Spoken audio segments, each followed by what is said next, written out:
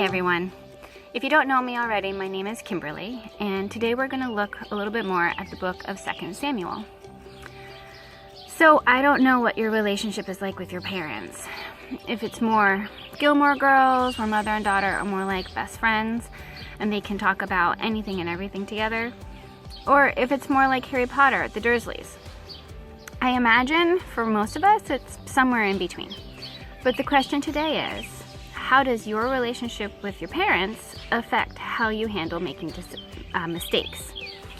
Let's take my 4-year-old son, Peter. He's generally a very well-behaved, obedient kid, for a preschooler. But every now and then, he decides to try out some willful disobedience and doesn't follow through with one of his responsibilities, like washing his hands as soon as he gets home. So, what does he do when I ask him, "Did you wash your hands?" He'll try to lie to avoid the consequences, of course. But since he's 4, he's not quite slick enough to realize that we can figure out he's lying when the sink is still dry and his hands don't smell like soap. But as kids grow up, they get smarter and sneakier and better able to cover up their bad choices. So as one of those smarter teens, what do you do if you get caught, let's say, cheating on a test at school or lying to your parents about where you were with your friends? Is your first instinct to own up to your mistake? Or is it to lie some more or do other things you shouldn't to cover it all up? How far will you go to hide your mistake from others? Today's story comes from 2 Samuel chapters 11 and 12, and it's the infamous story of David and Bathsheba.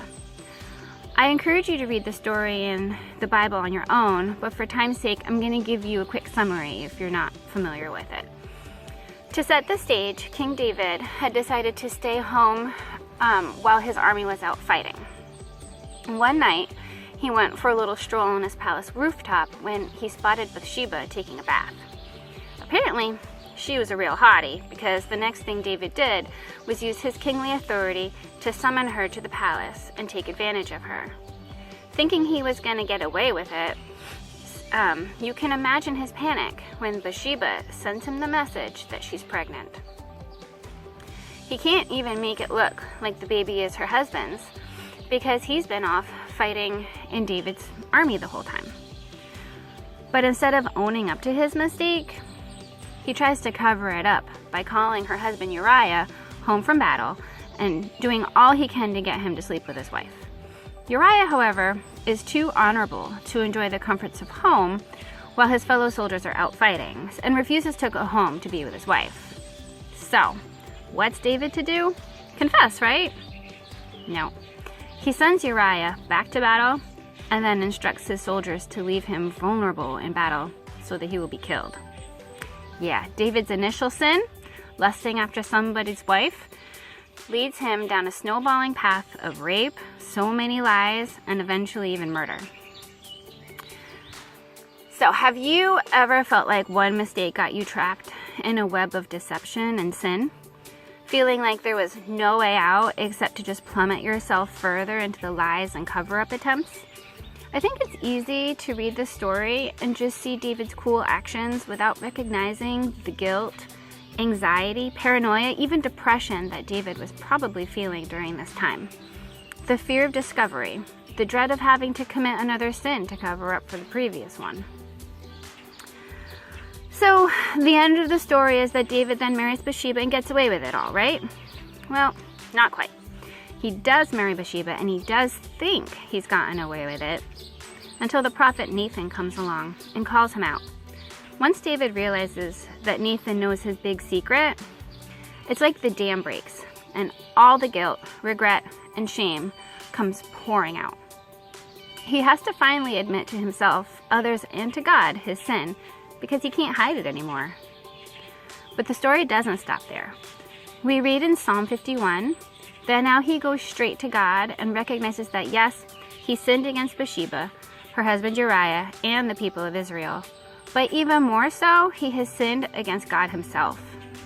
In verse 4, he says, "Against you, you alone, God, I have sinned and done this evil in your sight. So you are right when you pass sentence. You are blameless when you judge." He confesses to the Lord his sin and asks God to forgive and cleanse him. In verses 9 and 10 he says, "Turn your face away from my sins and blot out all my guilt.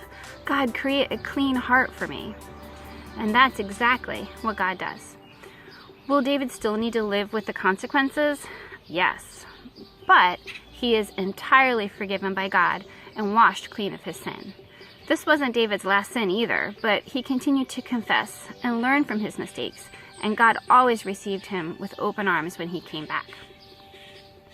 So let's think back to our relationship with our parents for a minute. Will your parents be angry and disappointed to find out about your mistake? Yeah, but ideally there will also be forgiveness. Will there be consequences? For sure. They might be consequences your parents deem fit to teach you a lesson, like being grounded.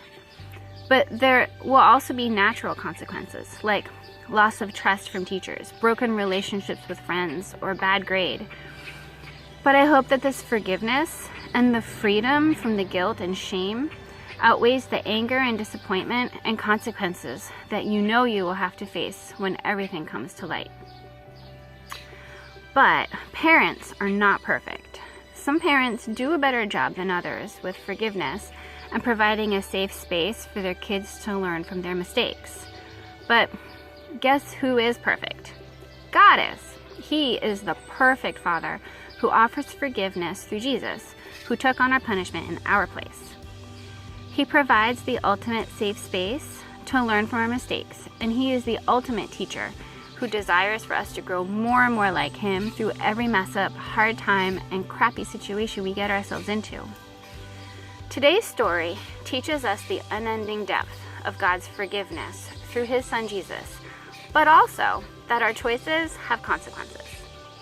It's better to own up to your mistakes, ask for forgiveness, and work to make things right before you have to deal with all the guilt and consequences of all the extra mistakes you added on to cover up for that first one.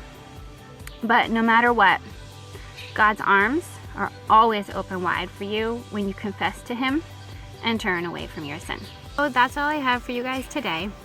I really miss you guys, and I'm really hoping that you're having a great summer, and I hope to see you guys soon. Okay, bye!